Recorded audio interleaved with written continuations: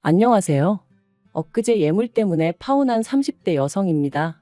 가끔가다 예단이나 예물 때문에 파혼했다는 이야기가 들려오면 결혼이라는 일륜지 대사를 두고 그게 뭐 얼마나 대수라고 파혼까지 하나 싶기도 하고, 솔직히 남의 얘기라고만 생각했는데 막상 저한테 닥치고 보니 정말 이런 걸로 이 지경까지 될 수도 있구나 싶네요. 남자친구하고는 회사 동료의 소개로 처음 만났습니다. 당시 저는 연애에는 크게 관심이 없었는데 회사 동료가 사람 하나 도와주는 셈치고 나가달라 부탁하여 나간 자리였죠. 그리고 나중에서야 알게 된 게 회사 동료가 야구인가 뭐를 보러 가는데 그게 티켓팅하기가 엄청 힘든 거였대요. 그런데 그걸 제 남자친구가 도와줘서 감사의 뜻으로 소개팅을 해주기로 했었다나 어쩐다나요. 회사 동료는 그게 무슨 재밌는 이야깃거리라도 된다는 듯이 저에게 떠들어댔지만 솔직히 저는 그 이야기를 들었을 때 기분이 그다지 좋지만은 않았어요. 뭐랄까, 저랑 회사 동료가 그렇게 가까운 사이도 아니었는데 그래도 어쨌든 소개팅 자리에 나갈 때만 하더라도 그런 이야기까지는 몰랐으니까요. 아무튼 그렇게 약속 시간에 맞춰 나갔는데 남자친구가 먼저 나와 있었습니다. 깔끔한 차림새에 약간 긴장한 듯한 표정이 왠지 호감이 갔어요. 그리고 남자친구도 하는 말이 저한테서 후광이 비추더라는 둥. 이거야 가까워지고 나서 했던 이야기니까 저 기분 좋으라고 한 소리였겠죠. 어쨌든 확실한 건 저도 남자친구도 서로에게 좋은 첫인상을 받았고, 그래서 이후로도 누가 먼저랄 것 없이 가벼운 안부를 주고받으며 조금씩 가까워졌어요. 2달 뒤에는 남자친구의 고백으로 정식으로 사귀는 사이가 되었고요. 사귀는 동안 남자친구와는 크게 싸우고 그런 것도 없었어요. 물론 서로 다른 두 사람이 만나 맞춰가는 과정이었다 보니 어쩔 수 없이 부딪히는 일이 생기기도 했지만 그게 그렇게 큰 싸움으로 번지는 법이 없었죠. 특히나 저는 매사가 좋은 게 좋은 거라는 생각에 정말 제가 고집하는 한 가지가 아니라면 대부분의 것들은 상대 의견에 따라주는 편이었거든요. 그러니 다툴래야 다툴 이유가 없었달까요? 그러다 저희가 사귄 지 2년째 되던 해 남자친구 부모님이 먼저 결혼은 언제 할 거냐며 남자친구를 통해 제 생각을 궁금해 하셨습니다. 남자친구 나이가 36이 되었으니 그런 질문을 하시는 게 이상한 일은 결코 아니었죠.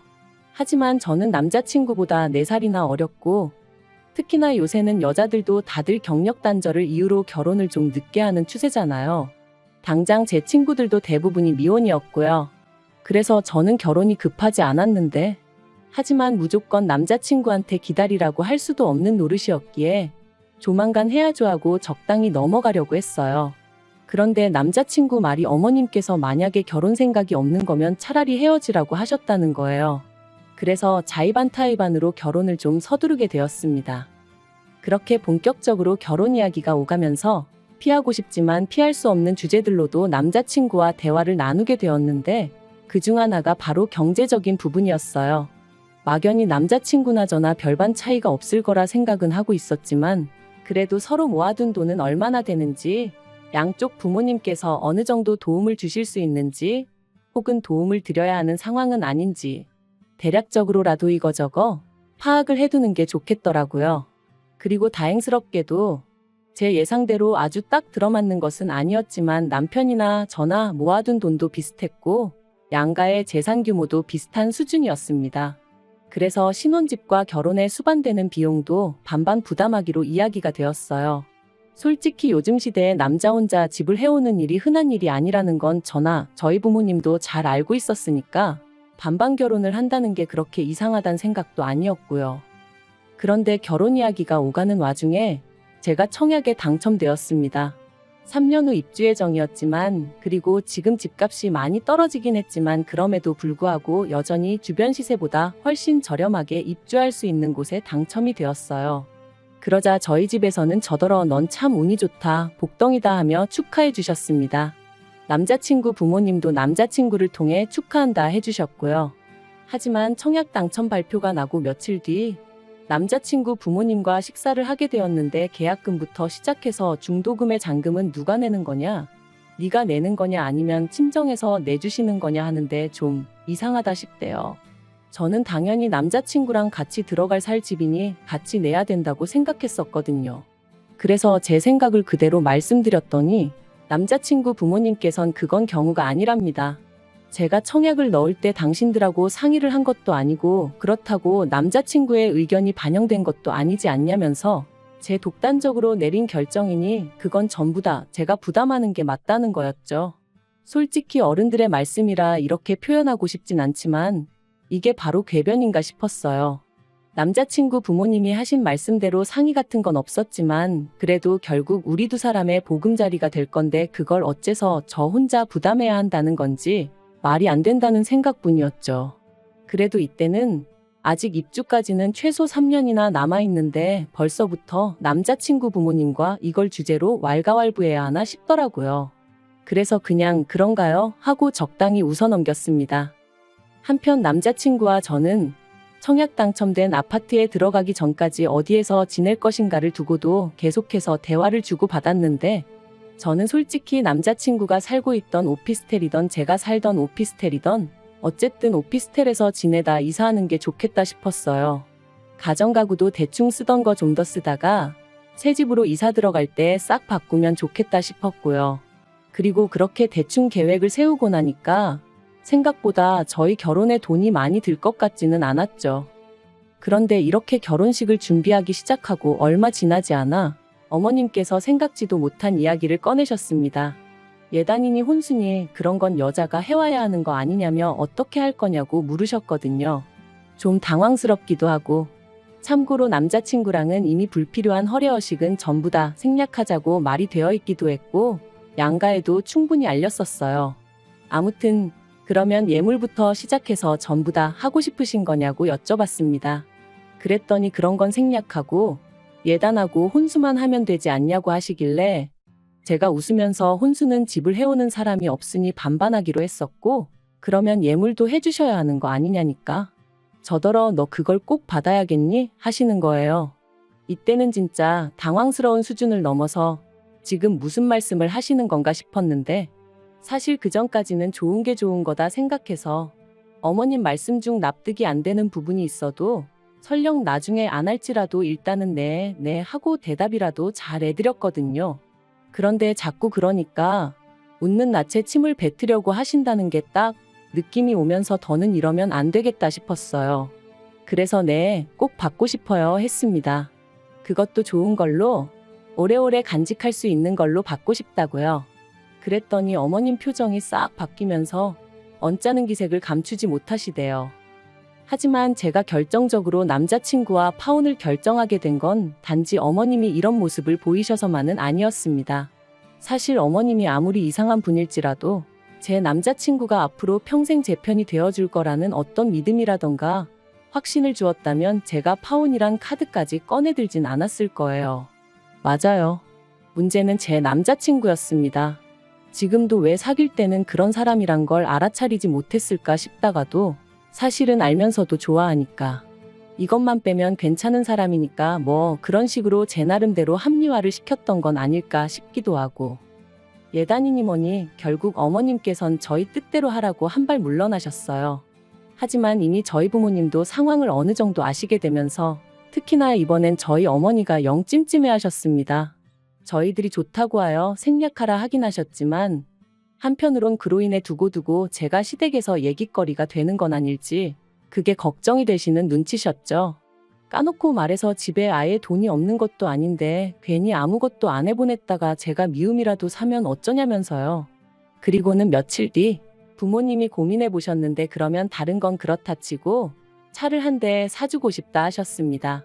저는 이미 잘 끌고 다니는 차가 있는데 무슨 차냐고 필요 없다 했지만 그거라도 해줘야 마음이 편할 것 같다 하시면서 제 남자친구는 차가 없으니 둘이서 한 대씩 탄다고 생각하면 어떻겠냐 하시더라고요. 그리고 저는 그동안 차가 없어 불편하다, 자존심 상한다며 속상해하던 남자친구의 모습이 떠올랐고 그래서 결국은 받겠다 했어요. 차가 한 대 더 생기면 남자친구가 얼마나 좋아할지 상상하니까 제 기분까지 좋아졌었거든요. 바로 다음날 남자친구에게 소식을 전하니 아니나 다를까 좋아서 어쩔 줄 모르더라고요.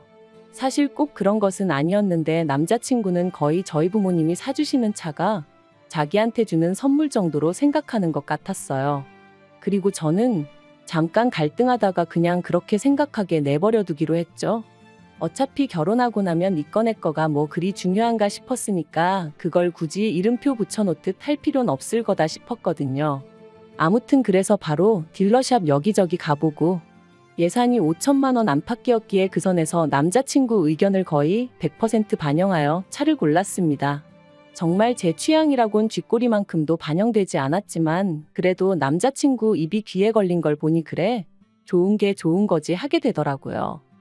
그런데 어떻게 보일지 모르겠지만 누군가는 제가 이상한 거라고 할 수도 있을 테지만 차 가게화까지 하고 온 날 문득 그래도 저희 부모님은 이렇게까지 신경을 써주시는데 남자친구도 그렇고 남자친구 부모님도 그렇고 어쩜 이리 조용하지 싶은 거예요. 솔직히 뭐 양복 한 벌 해주고 이러는 수준이 아닌데 이 이야기가 남자친구 부모님 귀에 안 들어갔을 리가 없는데 싶은 게 그래도 처음엔 서운한 마음을 감추고 무슨 이야기가 나오겠거니 하고 기다렸어요. 그런데 하루하루 시간이 가고 어느덧 청첩장까지 나왔는데도 정말 저 뭐 필요한 거 없냐고 묻는 사람은 저희 부모님하고 제 친구들밖에 없었습니다. 그러니까 하루는 갑자기 너무 서럽기도 하고 속도 상하고 그래서 자존심을 내려놓고 남자친구에게 나도 뭐 하나 받고 싶다고 했어요. 그랬더니 남자친구가 뭐가 필요하냐면서 화장품? 이러고 묻는데 짜증이 확 나는 거예요. 남자친구 입장에선 어쨌든 저희 부모님이 차를 해줬다고 생각하고 있었으면서 저한텐 기껏 물어보는 게 화장품이냐니. 그래서 아니, 나도 결혼 선물 받고 싶다고 그랬습니다. 당신은 우리 부모님한테 차를 받았으니까 나도 그 정도까지 비싼 건 아니어도 좋은 선물 하나 받고 싶다고요. 그랬더니 남자친구가 잠깐 생각에 잠긴 표정을 하더니 뭐가 필요한데? 하고 물어보대요. 그래서 나는 주얼리 한 세트를 받고 싶다고 했어요. 꼭 다이아가 아니어도 되지만 좋은 브랜드로 평소에 회사고 어디고 자주 하고 다닐 수 있는 걸로 말이죠. 그랬더니 그런 건 얼마나 해? 한 100만 원 하나? 하면서 종로 가서 사면 되냐는데 슬슬 속에서 왜인지 짜증이 올라오는 걸 꾹 눌러 참으며 종로는 브랜드는 아니라고 나는 누가 들어도 알만한 브랜드에서 사고 싶다고 했어요. 그랬더니 남자친구도 좀 짜증난다는 표정으로 그런 건 나중에 되팔 때 브랜드 값은 하나도 못 받아 그러는 거예요.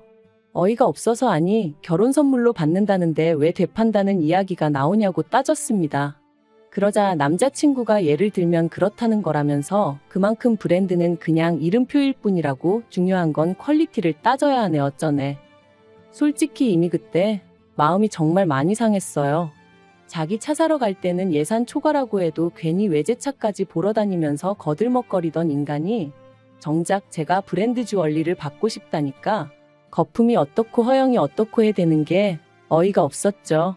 게다가 처음 들어간 매장에서 제가 한 세트를 골랐는데 그게 300만 원이 좀 넘었어요. 그리고 참고로 제 한 달 월급이 400 이상이니 저는 그게 저한테 과분하다고는 생각하지 않았습니다. 막말로 제 돈으로 산다고 못 살 것도 아니었다는 얘기예요. 하지만 기왕이면 남자친구나 남자친구 부모님한테 받고 싶었어요. 결혼 선물이란 의미로요. 그런데 남자친구가 직원들도 다 보는 앞에서 입을 떡 벌리고는 이 조그만한 게 귀걸이는 하고 나면 머리카락에 가려져서 잘 보이지도 않는데 이렇게 비싸냐면서 저한테 진짜 갖고 싶은 거야? 그냥 주변 여자들이 하니까 사고 싶은 건 아니고? 잘 생각해봐 막 그러는 거예요. 그러니 제가 얼마나 창피했겠어요. 진짜 쥐구멍이라도 있으면 숨고 싶다는 게 이런 거구나 싶었죠. 결국 도망치듯 매장을 빠져나왔는데 눈물이 펑펑 나더라니까요. 저희는 그 길로 카페에 들어갔고 대화를 나누기 시작했습니다. 남자친구는 저더러 잘 생각해보라면서 300만 원이 결코 적은 돈이 아니라며 저더러 너는 예뻐서 1,000원짜리를 해도 1,000만 원짜리로 보인다는 개소리를 하더라고요. 그래서 제가 그래 300만 원은 결코 적은 돈이 아니지 하며 안 받겠다 했습니다. 그리고는 대신 차도 계약 취소하고 없던 일로 해야겠다고 했어요. 그랬더니 남자친구 눈이 정말 휘둥그레지면서 그게 무슨 소리냐 언성을 높이더라고요. 지금 그거 주얼리 안 사준다고 치사하게 이러는 거냐면서 이럴 거면 가서 사 이러는데 막말로 기분 다 잡쳤는데 제가 무슨 어린애도 아니고 사탕 하나 물려주면 가만히 있고 그런 게 아니잖아요. 그래서 됐다고 생각해보니 내가 문제였다고 그랬습니다. 처음부터 서로 주거니 받거니 안 하기로 했었으니 그냥 안 했어야 하는데 괜히 차를 해준다고 해서 이 난리라며 차 안 사주고 그 돈에서 그냥 내가 알아서 내 귀걸이고 목걸이고 살 테니까 그런 줄 알라고 했죠. 그랬더니 이제 말 그대로 치사하네 어쩌네 그런 게 어딨냐. 차랑 귀걸이랑 같냐. 막 그러더니 급기야는 차는 자기가 저한테 빌려줄 수도 있지만 이 말도 너무 웃겼어요. 우리 부모님이 사주는데 지가 왜 나한테 빌려줄 수도 있다고 그러는 건지. 아무튼 차는 뭐 저도 쓸 수 있는데 제가 사는 그 비싼 귀걸이 목걸이는 자기는 못하지 않냐면서 그러니까 처음부터 공정하지가 않다나요? 그래서 제가 그러니까 공정이고 나발이고 서로 주고받고 하지 말자고 하고 소리를 질렀죠. 그리고 집에 돌아왔는데도 어째서인지 분한 마음이 가라앉지를 않았습니다. 나를 뭘로 보고 내가 무슨 호구도 아니고. 그런데 그때 남자친구한테 전화가 왔어요. 자기가 생각을 해봤는데 일단 미안하다더니 어머님 아버님하고도 얘기를 했다면서 어머님이 주얼리 세트를 해주시겠다 하셨다나요. 그리고 그땐 저도 또 속없이 화가 좀 풀리는 기분이었죠. 그래서 그래 그럼 언제 사러 가 하고 물으니 단 조건이 있다면서 어머님 아는 분이 하시는 금은방에 가야 된답니다. 가서 제가 갖고 싶은 주얼리 세트 사진을 보여주면 거기 주인분이 최대한 비슷한 걸 찾아주신다고 하셨다나요. 이제 거기서 제가 완전히 소위 폭발을 한 거예요. 진짜 남자친구도 그렇고 어머님도 그렇고 사람을 뭘로 보고 이러나 싶은 게. 그래서 제가 다 때려치자 했습니다. 도대체 나를 뭘로 보고 이런 소리를 하는 건지 모르겠지만 나는 더는 못 참겠으니 결혼이고 뭐고 다 때려치자고요. 그랬더니 남자친구가 사람들한테 물어보래요. 300씩이나 하는 주얼리를 안 사준다고 파혼하자는 여자가 있다고 하면 사람들이 욕할 거라면서요. 그래서 저도 너야말로 사람들한테 물어보라 했습니다. 5천만 원짜리 자동차를 선물로 받으면서 300만 원짜리도 안 사주려고 했더니 파혼당했다고 한번 주변 사람들한테 말을 해보라고요. 그랬더니 남자친구가 씩씩거리기만 하고 더는 아무 말도 못하대요. 그래서 남자친구한테 그렇게 파혼 통보하고 차단해버렸습니다. 그랬더니 남자친구 어머님한테서 연락이 왔어요.